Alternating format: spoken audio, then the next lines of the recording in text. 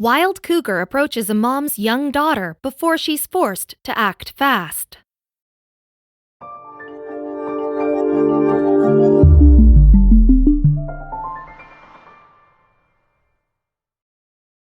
But before we start, please make sure to subscribe to m&rtv and hit the bell so you never miss any upload from us. Also, leave a like right now. Most parents would do anything to protect their children. There have even been crazy cases of mothers exhibiting superhuman strength to save their babies, like lifting the weight of an entire car off their infant, or chasing a rolling shopping cart with impossible speed. And one Canadian woman was faced with a terrible scenario when a wild cougar came for her young daughter. Feeling that motherhood superpower energize her, she leapt into action right as the cougar closed in on her child. Squamish, a town in British Columbia north of Vancouver, is generally a peaceful place. This is where Pablo Espinosa and his wife Maureen Lee, seen, and their daughter Maya, below, all live together. The family loved a local area called Fisherman's Park, not far from the Squamish River. It's a place where anyone can enjoy scenic views, relaxing strolls, and of course, fishing. This is where Maureen Lee and her daughter Maya decided to spend their bright and sunny Saturday. The pair was enjoying the warm water, picking berries from the many trees, when Maureen noticed a particularly juicy-looking fruit and turned around to pluck it. That's when she saw it, something strange out of the corner of her eye. At first, she couldn't make out exactly what it was. A dog, perhaps? But then, she turned around. The mother spotted any parent's worst nightmare. She hadn't seen a dog, rather. It was a wild cougar. And it was in the midst of attacking her 3-year-old daughter. All of a sudden, it just flew on her, rolled her a couple of times and grabbed her under its belly, on the ground, like in the fetal position. She was on her back and he had his paws in her head, the mother recalled. In such a terrifying situation, Maureen had no idea what to do, but in a split second, that felt like an hour, an idea, no, an instinct, popped into her mind. She acted on it.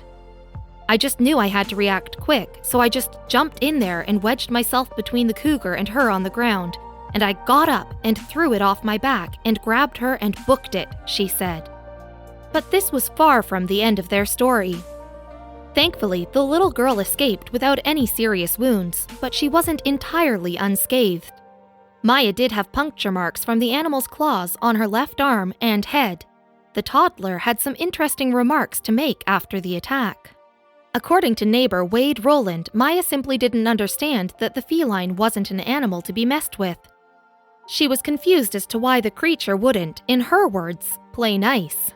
Unfortunately, that wasn't the only close encounter with a cougar by residents in the area. In fact, there have been a total of 30 within only a 10-day period, and one Friday was particularly bad.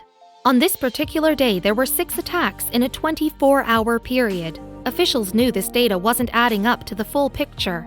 These animals are usually peaceful when it came to their interactions with humans.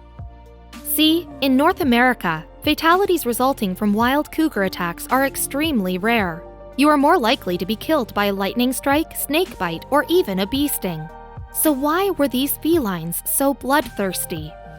Determined to find the answers, a team of 5 conservation officers, along with 2 dogs, were sent on a mission to track down the animals in question and figure out why exactly they'd been motivated to hurt the young girl. After following the cougar through a few yards, they caught up to her. The feline couldn't be wrangled, though, and the team was forced to take her out permanently. The question still remained: why had she committed the crime in the first place? After tracking down additional cougars, local officials landed on 2 different reasons for the brutal attacks, and each conclusion accounted for all the local assaults, not merely the one perpetrated on 3-year-old Maya Espinosa. One of the cougars the animal experts found was clearly starving, as it had been found emaciated. The creature had been desperate to find something to eat. As for the other, the second cougar killed by authorities had assaulted a human being simply because it was young and a naive baby, making its first attempts at learning how to hunt. The events transpiring were tragic on all accounts. Friends worried Maya wouldn't be the same. "She's very lucky," commented local official Dave Ritchie, Hopefully she'll be surviving and not be too traumatized by it, but it would be a traumatic event for parents and a young child. However, remarks from the girl herself may suggest she's not traumatized in the least. Maya's father, Pablo Espinosa, reported that the preschooler didn't actually seem perturbed by the incident at all. In fact, she was excited to return to school to tell all her little friends about the crazy incident. She never suspected her friends could have similar stories.